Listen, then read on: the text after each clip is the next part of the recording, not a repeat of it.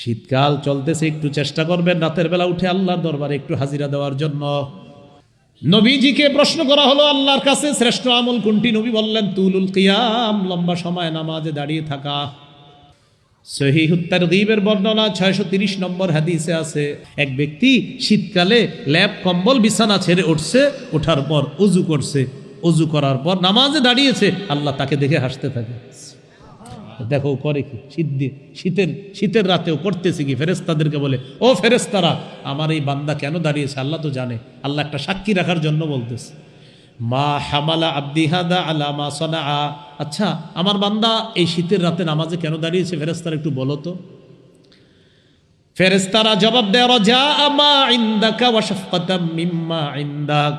আল্লাহ আপনার কাছ থেকে সওয়াবের আশায় আর আপনার আযাবের ভয়ে নামাজে দাঁড়িয়েছে।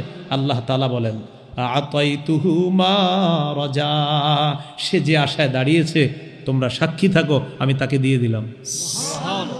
ওয়া আম্মানতুহু মিম্মা ইয়াখাফ, সে যেই ভয়ে দাঁড়িয়েছে সাক্ষী থাকো, ভয় থেকে নিরাপত্তা দান করলো।